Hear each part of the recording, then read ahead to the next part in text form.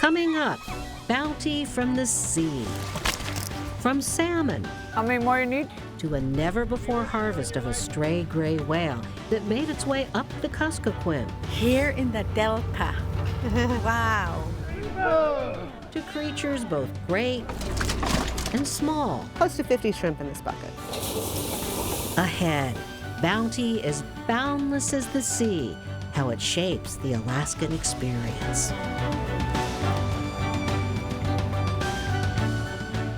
Sponsorship for Frontiers with Rhonda McBride is provided by your local Alaska Toyota dealers. Toyota, let's go places. Alaska, where there are old triumphs, but also new frontiers. With challenges as great as the state itself, but a belief the best is yet to come. Bringing you the faces, the places, and the spirit of the last frontier. This is Frontiers with Rhonda McBride. Welcome to Frontiers. It is the summer in which we Alaskans experience the bounty of the sea, like no place else in our country. At Lake Clark in Bristol Bay, a massive migration of sockeyes has been underway. We followed the red salmon on the last leg of their long journey home on the Newhalen River deep within Lake Clark National Park and Preserve.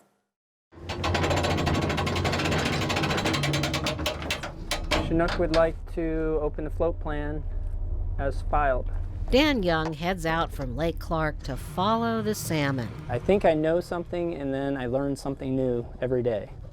That's the best kind of job, isn't it? It is a great job to have. A job he's had with the National Park Service for almost 20 years, one he never gets tired of. I think it's one of the most special places on the planet. There's the beauty of the land.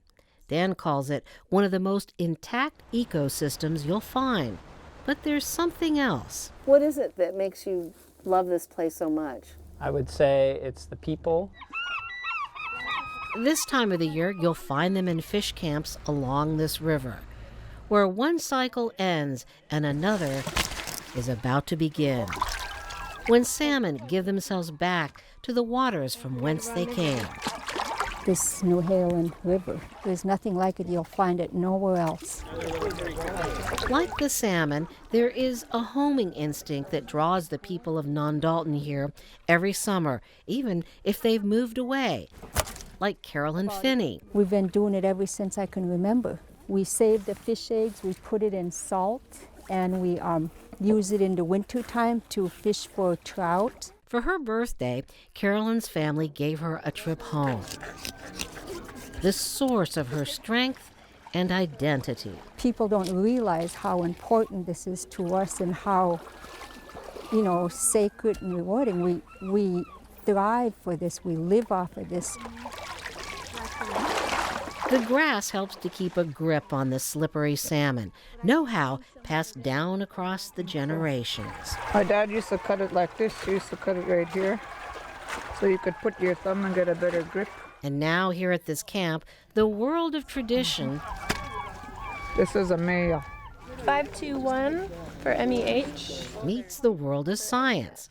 Park Service staffers measure the fish and take samples of the bones inside their ears to determine their age, information that can help protect future runs.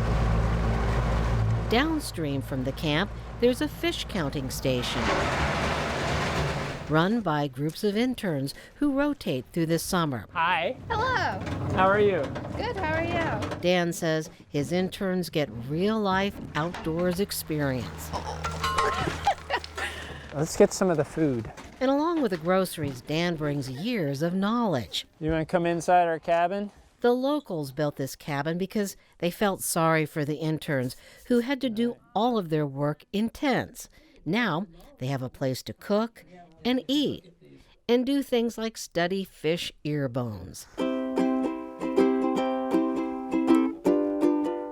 young people get a chance to enjoy the wilderness, to appreciate all that it takes to rear a healthy run of salmon. Do you think you want to go into fisheries? I think I might. Brianne Hunt's family is originally from Kotlik on the Yukon River, where salmon is also important. The fish here provides for families in like Nondalton, Newhalen, Iliamnans, and places like that. Now, there's a hunger not just for the fish, but for knowledge. The more days I get into counting, the more I want to know about them. Like, what is it going to slow down? Is it going to stay like this? Is there going to be another peak? Questions this silty river can answer to those who are patient. Right now we're going over to the left bank on the Newhalen River and look at one of our counting towers. The towers count an average of 370,000 sockeyes a year, the same methods used since the counts began in the 1950s. I like sharing this with kind of like a new crop of people.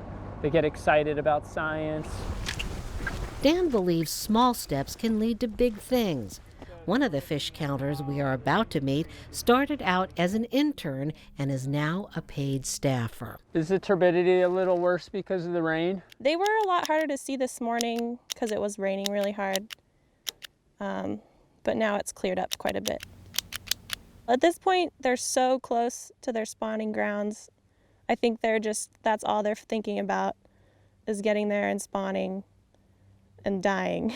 Soon, the salmon will turn a deep red, grow snouts and teeth, longer and sharper than sockeyes from other places. In fact, Lake Clark salmon are uniquely adapted to the glacial meltwater that feeds their spawning streams, once thought to discourage reproduction. But scientists have learned that the fish wait until the weather cools and the silt settles down before they venture into those waters. For these interns, the summer will soon be over, along with the salmon's journey, in which some have given themselves up to feed others, while the rest have returned to feed the future.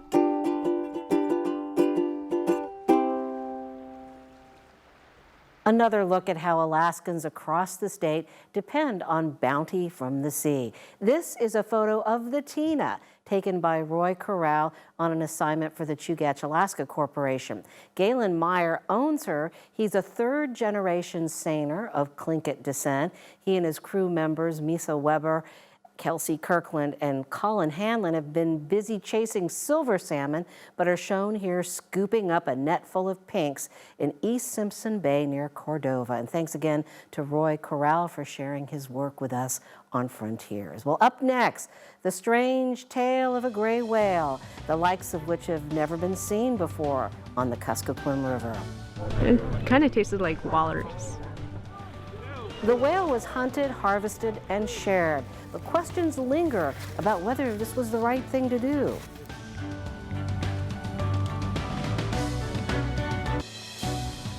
In Southwest Alaska, there's a saying in Yupik culture that they're always getting ready for salmon, the moose, or the berries. But last month, no one was ready for the gray whale, which traveled 60 miles up the Kuskokwim River near Napuskiak. First, a word of warning. Some of you might find the pictures you're about to see disturbing. This is footage which KYUK, the public radio station in Bethel, posted on its website. It shows hunters with guns and harpoons going after the whale, which some said they initially thought was a beluga, which on occasion make their way up the river and are legal to hunt. But as it turned out, this was a gray whale which sank to the bottom of the river. It's huge. It's big. It's gigantic. About 37 feet long and 20,000 pounds of meat and blubber, enough to feed people in several communities. No one recalls ever seeing a gray whale swim up the Kuskokwim, at least not in recent memory. I've been here my whole life and I've never heard of a whale coming this far. Belugas, yeah, but a whale this size, no.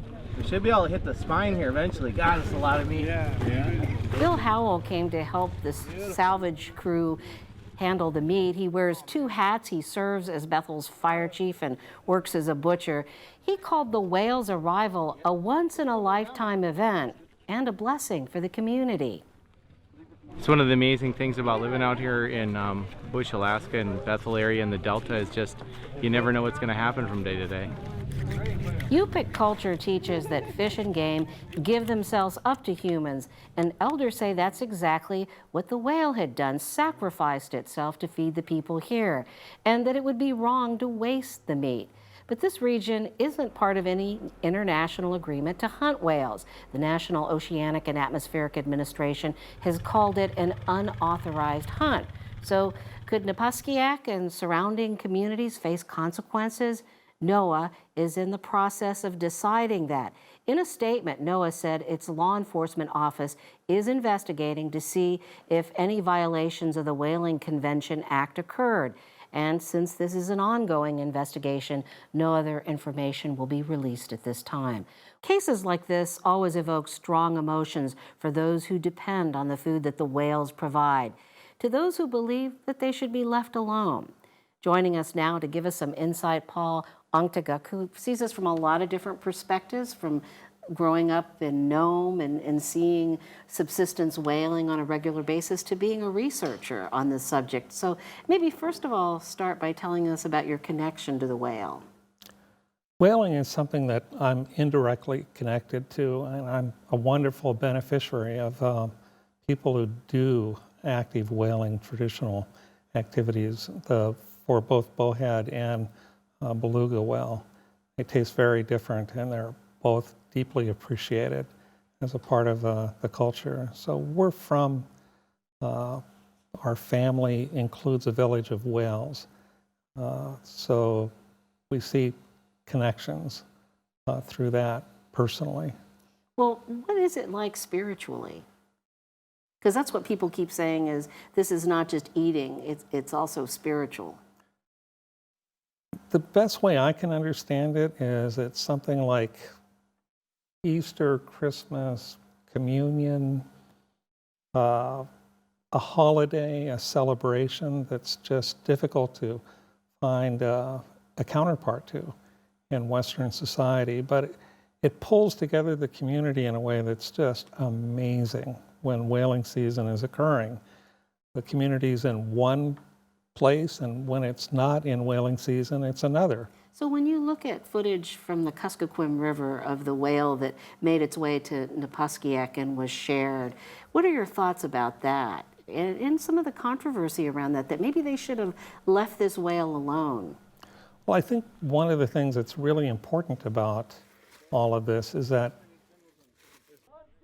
there are all these lines on the map now in rural Alaska for parks, preserves, wildlife areas, BLM, whatever they are. And there are more and more regulations that just keep piling up. It's difficult to even keep track of them. And one of the key issues is nobody told nature about these new regulations and these clean dividing lines. Nature just didn't know it wasn't supposed to bring a gray whale up the river.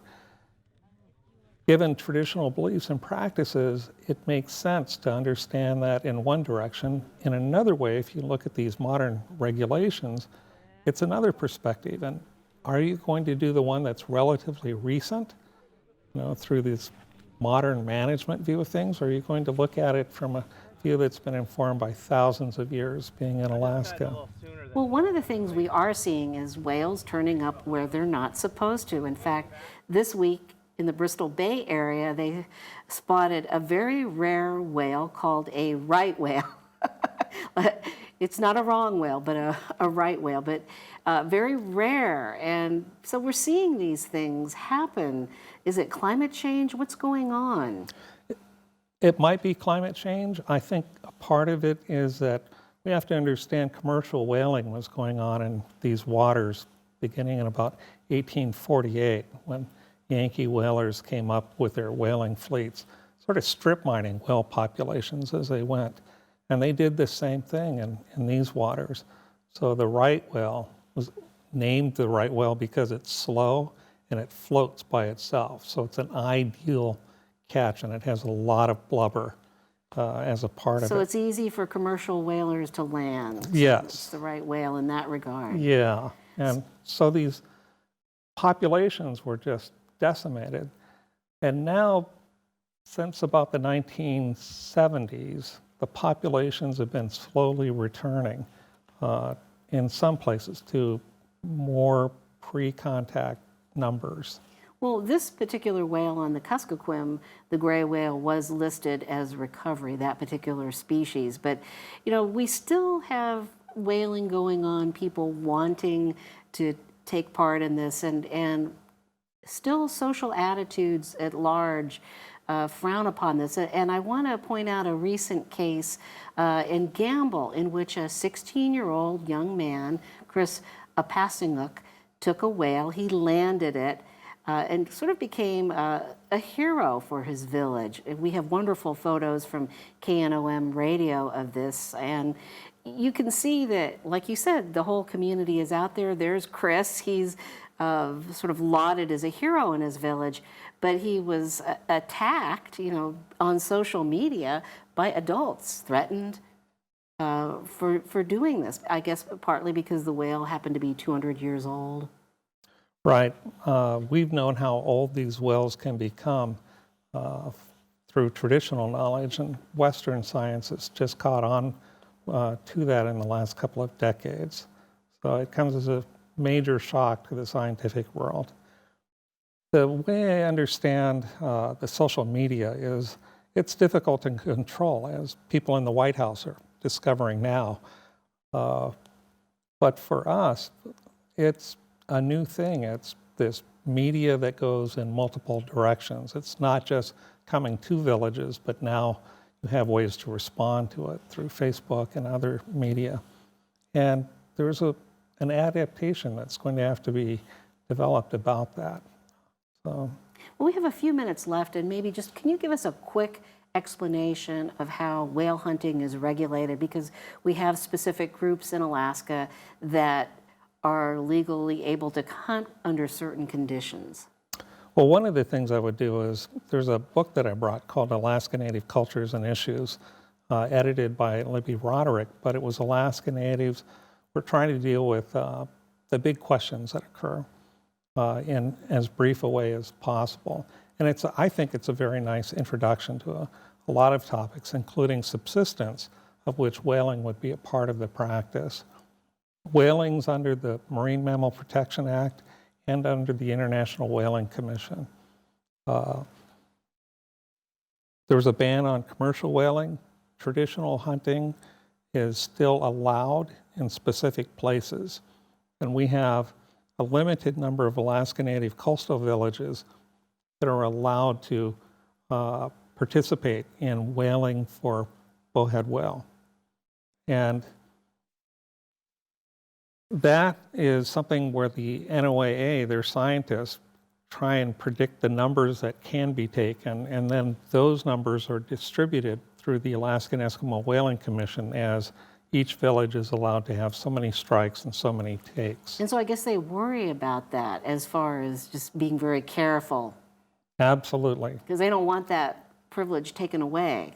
Or I guess if some wouldn't say it's a privilege, it's kind of a birthright. Fundamental right, yeah. Barrow wouldn't be Barrow. It wouldn't exist. Or we have to say whale. Utkia. Right. Did I say it right? Yeah. But you said that community wouldn't be that community without whaling. Yeah. Most of these whaling villages exist because of that amazing resource, the gift that whale present in those areas. So when you think of this as a gift, though, it's hard for people who don't have that direct connection to understand that. How do we get the idea across? Well, I think one of the things that is difficult is that it's a sense of, like in sport hunting, you see a lot of people holding trophies up, the heads of animals, and showing that. But in traditional life, it's the animal is giving itself to you. So it just feels different. It's a completely different perspective. Well, thank you for giving us some of your perspective on that, because I think for a lot of Alaskans, it is a bit of a mystery, and thanks for clearing up. Well, coming up, from big to small, well, maybe not that small. There's a striped shrimp, another stripe. Ahead, the sights, sounds, and flavors of Prince William Sound. There is nothing like shrimp, fresh off an Alaskan boat. In Prince William Sound, it's as if they soak in the flavors of the fabulous scenery, as KTVA's Emily Carlson found out on a trip to Valdez when Mark and Emmie Swanson took her out shrimping. We're going to get a breeze, but certainly getting some sunshine. Welcome aboard the Stagel Stuga. Mark Swanson bought it to enjoy retirement with wife Emmie. All right. Its name is Swedish for relaxing retreat. That is, until they discovered that shrimping was addicting. Ours are round buckets, round about like this. And while their enthusiasm was high, in they go. Oh, yay, Mr. Crab stayed out. Mark and Emmie found they had a lot to learn. And their whole theory is set your pots where other people set their pots, because I don't want to gross you out, but shrimp are kind of like cockroaches. They go where there's food. The two tried a lot of spots before they settled on this one. Oh, I can't see it from here. The current can be strong in Prince William Sound, and Mark and Emmie lost a lot of their pots. At first we thought, oh, somebody's stealing our shrimp pots, or somebody's pulling our shrimp pots, and we were just setting them on a slope. And then the tide would come in and they would just float away. 7 years later, the Swansons are seasoned shrimpers. They know how deep to drop their pots. Yeah, 188. About 200 feet. It smells really icky. And they've gotten used to the potent smell of kibble and herring bait. If we get a gallon, we're pretty happy. Gallon is about 50 shrimp. Between their 4 pots, that's exactly how many we landed. There are 5 species of shrimp in Alaska, and today we caught 3. There's a striped shrimp, another stripe, and then a spot. And there's also a pink shrimp. Since they're bottom feeders, Emmie rinses them in salt water and then throws them in fresh water. They're starting to really pink up now. Oh my goodness, he's a big one. Then it's time to rip the heads off. Unscrew it. 6, 7, 8, 9. That's because the best part of this whole experience is about to happen. And I have a little basket here that I'll put the shrimp in so that I don't lose them. Emmie turns on the grill. Because losing a shrimp is not a good thing to do. Then reaches for our delicacies. Oh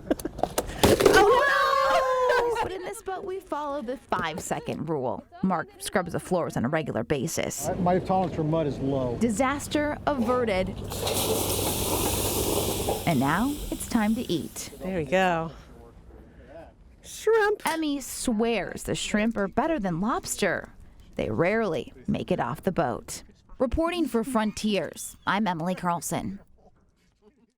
Whoa, that makes me hungry. Our own Joe Vigil has taken up photography and recently headed out to Girdwood to look for eagles. And on the drive, he thought he saw a tire in a tree. But when he turned around and stopped to check it out, he was in for a surprise. It was a mama and her cub that he saw in that same tree just a few feet off the highway. Well, the cub seemed very curious, the mom a little annoyed. Joe had a telephoto lens, so he didn't get too close. But after he got these pictures, he continued on to Girdwood. But on his way back to Anchorage, he checked on the bears, still there, but sound asleep. And Joe has more great photos on his Facebook page. He says animals somehow just like to look at him. Well, we'd love to share more of your photographs on Frontiers, yet another way to bring you the faces, places, and spirit of Alaska. So send them to frontiers@ktva.com. That's frontiers@ktva.com. Well, thank you for being a part of this week's conversation. It's a good time of the year for all of us to reflect on the bounty that comes to Alaska. We'll see you next week.